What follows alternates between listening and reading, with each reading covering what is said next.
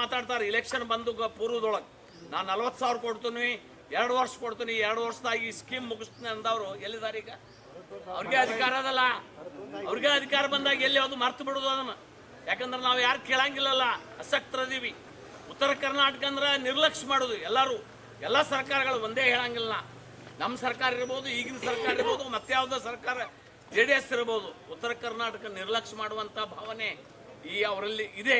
ಅದಕ್ಕಾಗಿ ಈಗ ವಕೀಲರು ಹೇಳಿದ್ರಲ್ಲ, ಇದೇ ರೀತಿ ನಿರ್ಲಕ್ಷ್ಯ ಆದ್ರೆ ಉತ್ತರ ಕರ್ನಾಟಕ ಸಪರೇಟ್ ರಾಜ್ಯ ಬೇಡಿಕೆಗೆ ಒತ್ತಾಯ ಮಾಡ್ಬೇಕಾಗತ್ತೆ ಅನ್ನುವಂಥ ಮಾತನ್ನು ಸಹಿತ ಅವ್ರು ಏನು ಹೇಳ್ಯಾರೋ ಅದಕ್ಕೆ ನಮ್ಮ ಬೆಂಬಲ ಅದ. ಆ ಕಾರಣಕ್ಕಾಗಿ ನಮ್ಮದು ಇಷ್ಟು 10,000 ಕೋಟಿ ಆದರೂ ವರ್ಷಕ್ಕೆ ಕೊಡ್ತೀನಿ ಅಂದ್ರೆ ಅದನ್ನೂ ಕೊಟ್ಟಿಲ್ಲ. 10,000 ಕೋಟಿ ವಿಧಾನಸೌಧ ಚರ್ಚೆಯಾಗಿ ಯಾಕೆ ಕೊಟ್ಟಿಲ್ಲ ಅಂದ್ರೆ ಇಡೀ ನೀರಾವರಿ, ರಾಜ್ಯದ ನೀರಾವರಿಗೆ 10,000 ಕೋಟಿ ಕೊಡ್ತೀನಿ ಅಂತ ಮಾತಾಡ್ತಾರೆ ಇವರು. ಯಾವ ರೀತಿ ಮಾತ್ರ ನಾಲಿಗೆ ಬದಲಿಸ್ತಾರೆ ಅನ್ನುವಂಥದ್ದನ್ನು ಸಹಿತ ಇಲ್ಲಿ ಅವರ ನೀತಿಯನ್ನು ಖಂಡಿಸ್ಬೇಕಾಗತ್ತೆ.